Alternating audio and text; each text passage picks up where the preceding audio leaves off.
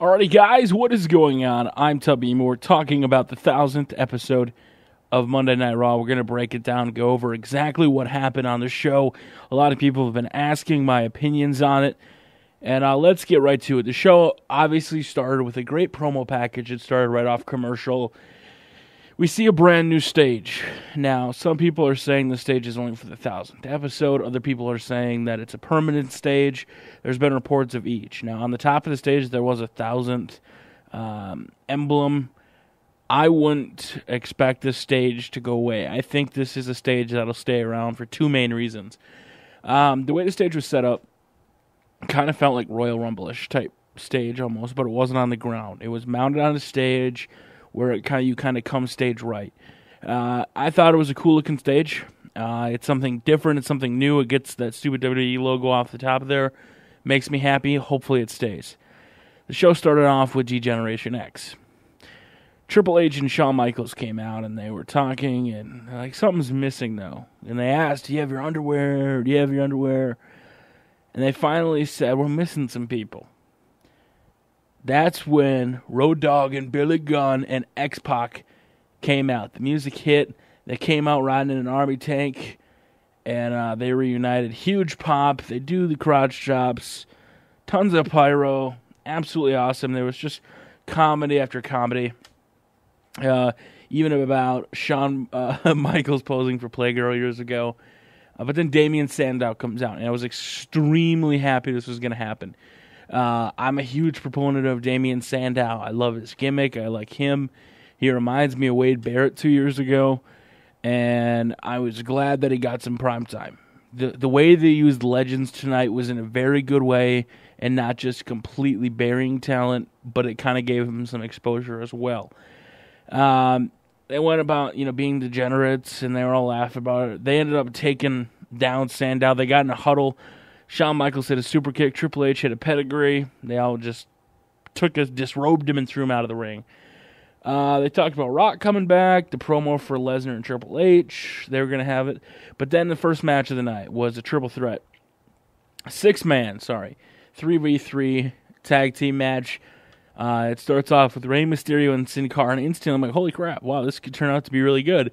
And then Sheamus comes out. So then you knew the opponents were going to be Dolph Ziggler and Alberto Del Rio, but they also put Chris Jericho and Dolph on the same team, which I was a little skeptical about until the end. I don't know if somebody brought this up, if they're wondering if Ray got a new tattoo or something because they make him keep the shirt on. I have no idea why he does or not. But the interesting thing was, in the end, Sheamus, they cleaned house. They did the thing at the end of the tag team matches where they all go after each other inside the ring. In the end, it was Chris Jericho who was going to go for move off the ropes and hit Sheamus with it, but Dolph Ziggler hit him in the head, knocked him off. We get a bro kick. Sheamus wins for his team. Overall, not a bad way to start off. They got a bunch of superstars in there. More hype for The Rock once again. We come back. JR was on commentary. I forgot to mention that. It was cool to see him. Epic beard, sir. We see AJ and Layla talking about the wedding. It was pretty funny. There was backstage. You had Hacksaw Jim Duggan, Roddy Piper, and R-Truth. Mae Young with a man dressed up like a large hand. So overall, that was kind of cool. What kind of tacky was when a Sonic waitress came over on rollerblades and handed Jerry Lawler 2 slushies. He got up and they were talking like, it's pineapple, it's strawberry. I was like, really? Well, they probably spent a lot of money tonight, so they got to recuperate it some way. Jack Swagger versus Brodus Clay. Dude Love comes out. That was kind of interesting. I wasn't expecting that. Facing Mick Foley, but that he did come out, and Clay won right away for a squash match. Dude gets in the ring, dances. Swagger tried to attack, but then Dude Love pulls out a tie-dye Sacco and goes to town on him. Trish Stratus is backstage at Triple H, trying to show him some Stratosphere yoga moves. I would prefer DDP yoga. As he's doing, he's like, I can't do it. We see the rest of DX come in and absolutely make fun of him. It was pretty funny. Daniel Bryan was backstage with his groomsmen that looked like they were They weren't in tuxedos. They looked like they were guys that ran a mental hospital, which is pretty funny. We're back. There's more title hype. Jerry Lawler goes in the ring for the wedding. During the wedding, Slick was the Reverend, if you remember him. Kind of cool to see him. I really don't remember him. I remember seeing the video years ago on YouTube. But other than that, I don't, certainly remember him all that well. He was, one of the first African-American managers ever in the WWF. He's talking about marriage. Daniel Bryan reads off his vows. He asks, do you take this woman to be your lawfully wedded bride? He says, yes. And then right away, she says, yes, yes, yes. And then he's like, I now pronounce you by the power invested in me. And she's like, oh, no, Daniel, I wasn't saying yes to you. I was saying yes to somebody else's proposal.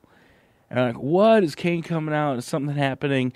Nope. Vince McMahon comes out. His music drops. And people are like, what? No chance in hell. He's marrying Vince. What? And then Vince says, well, I'm now pleased to introduce the general manager of Raw. Points to the stage. AJ. So AJ, I feel a little disappointed. AJ is the Raw GM. Is it permanent? I don't know. He said she was the permanent GM. Maybe this is something Daniel Bryan and her have cooked up all along. A lot of people were really disappointed. Pretty much everybody was butthurt that Stone Cold Steve Austin didn't show up tonight. He wasn't advertised, though, so I can't get mad at the WWE for not making him show up. Even though he was WWE. He was the Attitude Era. Stone Cold was. After that, AJ left the ring. Daniel Bryan wouldn't leave the ring, saying he's best in the world. He said this is crap. No. Out comes CM Punk, trying to talk him out of it. He's like, I don't want to, poke fun at you, but he just got left at the altar. The Rock comes out, and Rock makes a huge announcement about not SummerSlam, not WrestleMania, Royal Rumble 2013. I was super disappointed in it, to be completely honest with you. I know he's got 2 movies he's filming this year, so it makes sense. But he says, whoever the champion is, and I wish you good luck in your match against Cena tonight, I will face them in the main event at Royal Rumble. So, we have our main event for Royal Rumble 2013. Daniel Bryan starts going after him. He calls him an Oompa Loompa. Daniel Bryan, you're like if a homeless lumberjack and an Oompa Loompa banged. So that was pretty funny. Even Charlie Sheen, who wasn't the social media ambassador because he quit Twitter, he was there via Skype, which was kind of cool. They didn't just throw down the angle. He says, I got a wedding gift for you, Daniel Bryan, and he rock bottoms him. So that happened. More hype for Lesnar. Then we get the Intercontinental Championship match. The special guest ring announcer was Bret Hart. It was cool to see him. They were, putting in legends. He talks about, the best moment of his career was when he beat Kurt Hennig for the Intercontinental title. So, Christian comes out. Why the champion isn't coming out last, I don't know. The Miz came out, and in a match that actually wasn't that bad, The Miz beat Christian, and The Miz is the new champion. I like Miz's new look. Hopefully, he does a little better this time around. So, look forward to him having the title. Does this mean he's going to go to SmackDown? What's going to happen with the titles? I don't know. We go to Sheen again. He talks about Daniel Bryan. If he's ever in L.A., they'll fight, something like that. That's probably later on in the show. Regis Philbin did a video. What else was there? Triple H finally comes out to a big pop. Brock Lesnar's music hits, but then Paul Heyman comes out, and Paul Heyman says no, and Triple H is trying to get him to say yes. And then Paul starts talking about Triple H's kids, and Triple H is like, whoa, runs at him. You don't talk about my kids. And then he says something, and then Stephanie McMahon's music drops. It's like, you do not talk about my kids. And Paul's like, well, I see what you guys are doing. You're trying to get me riled up. And then she slaps the shit out of him. It was pretty funny. She does it again. And finally, he's like, he gets in a rage of anger. He's like, you know what? You want it? You want it? Yes. He'll face you. And then afterwards, he's like, oh, crap. He just realized what happened. And then she starts beating the crap out of him. And then Brock comes out, and Triple H and Brock go at it. And then eventually, Triple H knocks Brock out of the ring. So, very interesting to see. Pretty cool. Then, more type for the WWE title match. They touted out numerous times. They touted out a lot during the show, which was annoying. Then came time for Heath Slater. I was interested to see what legend he would face. A lot of people thought it would be Stone Cold because right before the match, they played a Stone Cold promo, which got me really sad. But he comes out. Howard Finkel was the ring announcer. Heath Slater comes out, says he issues a no DQ, no count out.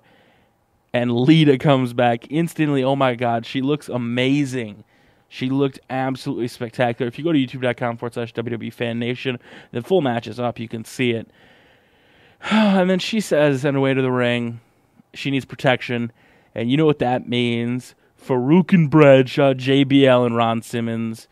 It was so weird to see him call him Farouk instead of Ron Simmons. And APA came out. That was super cool. Heath Slater leaves the ring. He's like, no, I'm not doing this. I'm not doing this. And then Road Warrior, his music plays. He comes out with every legend that he's had an encounter with over the last month or two. Absolutely fantastic. They throw him back in the ring. Lita hits the Twist of Fate. JBL hits a clothesline from hell. She hits a moonsault pin for the 1-2-3. Ron Simmons goes over him, looks around. Damn! Awesome. Great way to use the legends and get them a part of the show. I really enjoyed it. Let's see. They showed a bunch of stuff. And then a lot of people marked out at this that I saw online. It was actually trending worldwide, number one. Sean Mooney, who, if you guys don't remember him, I don't remember watching him. But I did look him up, and I did. I remember his voice, not him, when I was super young. He was a ring announcer. And, he was replaced by Peter Pentagill, or Sean Pentagill, or Peter Pentagill. I can't remember what his name was. He was replaced by him. Zack Ryder was backstage with me, Gene Okerlund, and John Cena behind GTV, an old angle from years ago, blah, blah, blah. The Rock comes up, wishes him good luck. Whoever wins, he'll face, blah, blah, blah. They go to commercial. Kane comes out, but he's interrupted by Jinder Mahal with Tyler Rex, Kurt Hawkins, Camacho, Hunico, and Drew McIntyre. At this point, we're all wondering, okay, we're running out of time. We haven't seen The Undertaker yet. And guess what happens? The lights, as they surround the ring to Kane, Undertaker's music drops. Undertaker comes out slowly but surely. They all try to attack the Brothers of Destruction. They were pimping out the Brothers of Destruction. Kane and Undertaker went to town. In the end, Hawkins and Hunico, they give tombstones and choke slams to. Absolutely epic. And then they do their pose in the middle of the ring. Great job all around. I thought it was an excellent way to use The Undertaker. Be a Star video. Nothing too exciting. We get another Charlie Skype thing about Bryan being at SummerSlam. Comes time for the WWE title match. Now, I knew something was going to happen, and I posted this on Facebook that something would happen, and John Cena would not be the first one to win when he cashes it in. And sure enough, in the match, the referee got knocked out, and Big Show comes running down, hits a knockout punch on John Cena, spears him first, then hits a KO punch. And, CM Punk is torn. He doesn't know what to do. He's like, do I pin him? Do I pin him? He goes out, gets the referee, throws the referee in. He's sitting there like, do I pin him? Do I pin him? And finally he's like, the hell with it. He pins him. Goes for the 3 count. John Cena kicks out, and that trended worldwide. Super Cena. People are like, oh no, Cena's going to be the new champion now. But no, that didn't happen. Cena started to come back. But then Big Show came down to the ring. Big Show beat up John. It was in the STF. Big Show breaks it up. Referee calls a DQ. Big Show's cleaning house of John Cena. Then The Rock comes down to help. Absolutely awesome. Does the spine buster. Is going to go for the people's elbow. Starts to do it. But as he's doing it, he goes off the rope. Comes running back over. Punk with a clothesline, hits The Rock, start of a heel turn. I was shocked as shit. Picks up The Rock, hits a GTS on The Rock. Full heel turn now from CM Punk. Obviously, you have to do it if he's going to face John Cena, because they're sure not going to turn John Cena, but I did not see that angle coming, to be completely honest. Everybody that's a true CM Punk fan realizes he's better as a heel. I don't know what it's going to do since he's changed so much in the past year. It'll be interesting to see what happens. But overall, I enjoyed it. Was it the greatest it could have been? No. But it makes me realize that this was a good show. As far as Raw goes, I'd give it an 8 or 9 out of 10. But they're going to be screwed when it comes to an actual 3-hour Raw without all these big-name guys. You're not going to be able to fill it with that mid-card talent. It's going to make me really sad. So, overall, not a bad show. They're going to figure out the number one contender for SmackDown on Friday or tomorrow. I want to know what you guys think in the comments. Leave it below. Overall, it was a pretty good show. My thoughts are that it was worth watching at least. A lot of people are pissed about Stone Cold Steve Austin, but he wasn't advertised. You have to realize that everybody was saying, fuck the WWE for not having him there. How dare he not? There's things that he's filming a show. So, you know what? That's the way it goes. Stone Cold Steve Austin wasn't there. Overall, wasn't bad. China wasn't there either. I like the show, guys. I'm Tubby. You have a wonderful day. Follow me on Twitter and Facebook. Oh my God, WWE did something right. Now, please keep these 3-hour Raws good. Tubby, out.